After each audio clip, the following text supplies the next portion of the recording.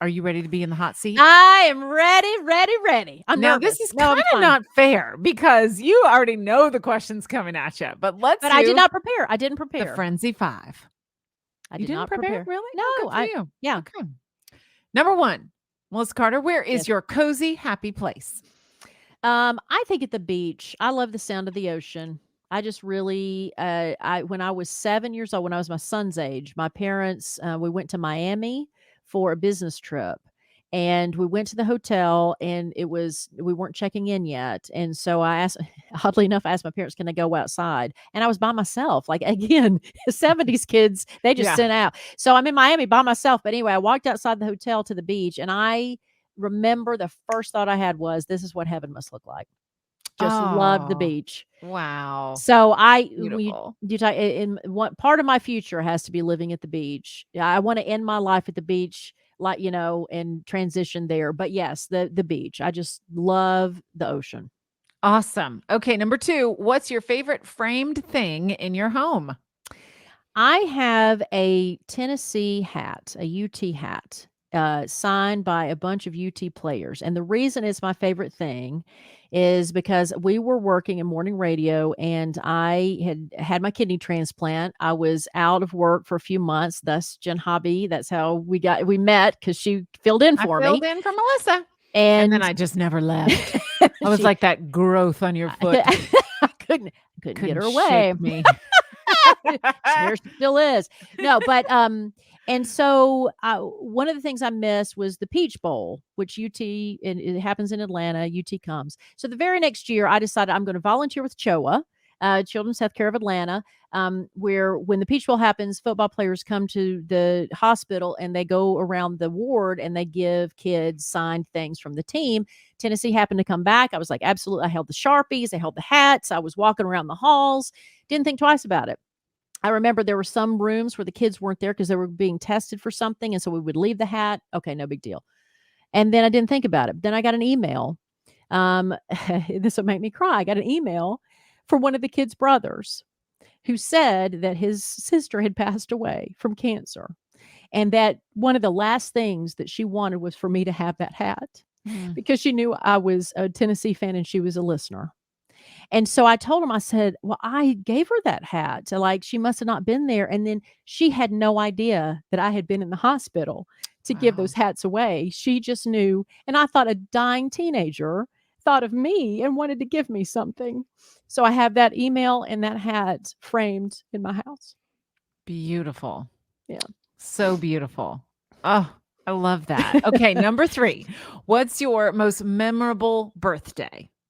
My 50th, because that's when the shit hit the fan. I And not because I turned 50, but I went to Key West for my 50th birthday. And the day we got back from Key West was when shutdown started. Friday, March 13th COVID is was rolling in right at COVID your was rolling birthday. in. I can't believe I took that trip, but my birthday's on March 11th. We got back on March 13th. I went to pick up my son from the airport. When I got to the airport, went to pick up my son, and I got home, and I was home for a year and a half after that. So my 50th was the most memorable birthday because we got to the airport in Key West and everybody was in masks, and we said to ourselves, "What are we going home to?" And we learned pretty quickly. There it was. I'm so glad you got away.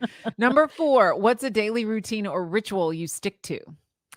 I two things. I walk, going back to just staying active, staying because I'm not athletic. I don't find peace in a gym. I can't. I have to talk myself into doing anything physical, because my parents were, but they weren't by the time I came along. So I do really think that parents, you need to understand that you're an influence on your children's physical activity. And we were such couch potatoes that it's hard for me. So my son is active all the time. Because I don't want him to be like me like that. So anyway, I walk and I also do Reiki because I'm a Reiki master. And so I do Reiki as well. Okay, I know we're not supposed to ask follow-up questions, but what is Reiki? Reiki is energy work. And so my hip dippy self, one of the things I have done for myself as I've been older is to take the courses in order to become a Reiki master. I only do it on myself. I don't use it for business purpose. I don't do Reiki on other people. I did it just to heal myself, But, but like, it's what energy is work. it? Like, what do? You tap on yourself or It's not what is tap. it? It's just more like it's like energy that kind of comes from your hands. You don't touch, but it's like it kind of permeates from your body to someone else's body, and you tap into that internal energy that kind of keeps you young and healthy. Okay, when we have our retreat, you gotta teach some I'll Reiki. teach them Reiki. All right, I'll explain Okay, Reiki. okay, when Yes, we eventually can all be in person, yes, we'll then do the some Reiki Friendzy retreat sessions. is gonna have a Reiki session because I need to figure out what in the world this is. Okay, Okay, I'm gonna start Googling Reiki. How do you even spell it? I don't know. it's yes, Reiki. It's a Okay, well, there you go. Japanese, I mean, because Neat. It's Eastern medicine, so it's Eastern Neat. medicine. Okay. All right, and finally, number 5 of the Frenzy 5, what fashion trend did you jump on? Honey prep, 80s, the preppy movement. I don't know if you're old enough to remember, Oh, yeah, but like the pop collar? yes, in the '80s, there was the Preppy Handbook, and that I mean, if you Google Really? that, if you I didn't Google know the that. original Preppy Handbook, those are going for $600, like $1,000, like that was the it thing.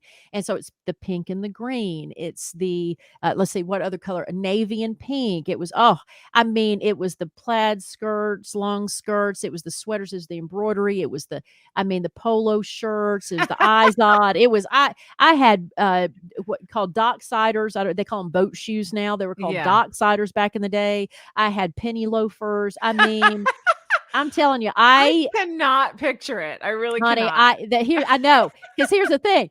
Getting into radio, you're not expected to dress up. So I dressed down so much of my career. But I'm telling you, honey, in high school, I was fashionista. It is amazing. It's I so had cute. different colored pants. I mean, it was I mean, it was yes, I had the eyes I would paint eyes on barrettes. We had the barrettes. Oh I my mean, gosh. I had alligator earrings. I mean, preppy, total pre and I noticed that we're kinda skipping over that. I noticed that we're kinda going into '90s styles, and it's like, "Wait a second, I've Wait, been we waiting for missed prep to that come." Where's the preppy pink and thing. green? Yes! I want my the Oh my jackets with the gosh. patches. Honey, yes. But I So did. good. I was all about it. Oh, green and yellow. It was a green and yellow combination. I mean, I had the turtlenecks and the sweaters and yes. At 16, honey, I had style. I haven't had it the rest of my life, but at 16, I had style. That is awesome. Did not think you were going to say that.